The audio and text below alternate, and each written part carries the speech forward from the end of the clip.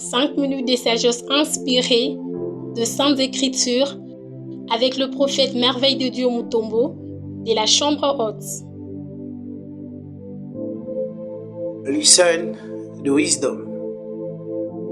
Si vous n'êtes pas prêt à pardonner, vous n'êtes pas encore éligible pour les auteurs. Quand vous atteignez la dimension de dire « Père, pardonne-leur car ils ne savent pas ce qu'ils font », c'est que vous n'êtes plus loin de l'élévation. Quand vous prenez l'habitude de conjuguer le verbe pardonner, c'est que vous êtes à quelques pas de la gloire. Il vous faut le cœur de l'élévation avant d'être élevé. Car une fois aux auteurs, on ne vous jettera pas que de fleurs, mais aussi de pierres. Vous serez aimé par les uns et haï par les autres. Célébré par les femmes et jalousé par le Saoul. Le pardon est un don. Distribuez-le sans qu'on vous le demande. Le seul être qui ne mérite pas votre pardon, c'est le diable. Pardonnez le matin, pardonnez à midi, pardonnez le soir. Ceux qui veulent réaliser des grandes choses, ceux qui veulent être grands, se retrouveront souvent en train de conjuguer le verbe abandonner, quitter et renoncer. La grandeur t'exigera que tu abandonnes certaines habitudes, que tu quittes certains endroits, que tu renonces à certaines propositions. Il n'y a pas de grandeur sans renoncement.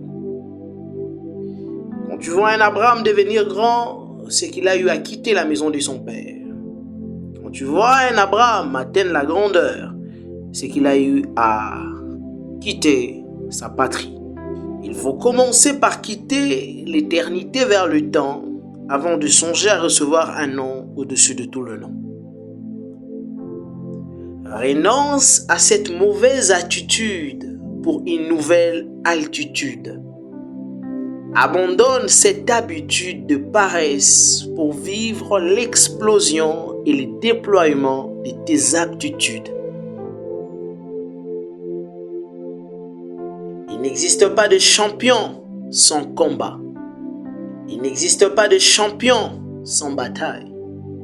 Si tu es combattu, c'est parce que tu dois confirmer ton identité de champion. Les champions ont de médailles. Les champions ont de trophées. Les champions ont de coupes. Mais aussi de cicatrices et de chocs reçus. Si tu rencontres un champion du monde de la boxe, vérifie sur son corps, tu verras les cicatrices. Les champions connaissent la réalité du choc et des blessures, mais malgré ça, ils n'abandonnent jamais. En rencontrant Jésus-Christ, le champion des champions, le vainqueur de Golgotha, tu découvriras les cicatrices sur ses mains, sur ses pieds et son côté. Un champion n'est pas celui qui n'a jamais encaissé de coups, mais c'est celui qui n'a jamais abandonné. La vie peut te donner de coups, la vie peut te donner des gifles, mais si tu persévères et continues à batailler pour réaliser ta mission, elle finira par te couronner. Le champion Jésus a été fouetté, mais aujourd'hui il est couronné champion des champions, élevé au-dessus de tout le nom. Le fouet de problèmes et de mots ne change pas la vision d'un champion. Il y a des victoires qu'on remporte avec des mains et des pieds cloués. Si la bataille est spirituelle, de grâce, n'utilisez pas les armes physiques, encore moins de coups de poing. Tout combat n'est pas digne de ton intention. Il faut des fois apprendre à tourner le dos à Eliab et se concentrer sur les Goliaths. Tu es un champion, alors n'ayez plus peur de l'adversité. Tu es un champion, alors ne recule plus face à l'opposition. Il existe des connexions qui engendrent la chute. Il existe des connexions qui sont des cimetières. Il existe des rencontres qui provoquent la déchéance. Il existe des connexions amicales qui prépareront des obsèques de la brillance de votre étoile. Il existe des connexions qui vous proposeront de belles choses, mais pas bonnes pour votre destinée. De belles opportunités, mais qui pourront hypothéquer votre avenir. Vos oreilles sont chères, alors n'écoutez pas tout le monde.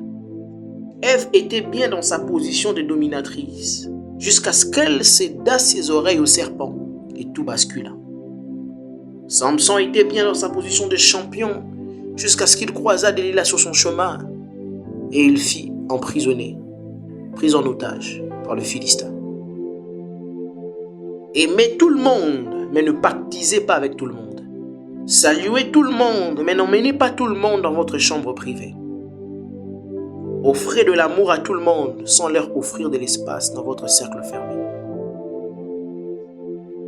Sur le chemin de la destinée, ça arrivera que vous soyez portés et soutenus par ceux qui ne sont pas vos frères de sang, là où vos propres frères chercheront votre fin.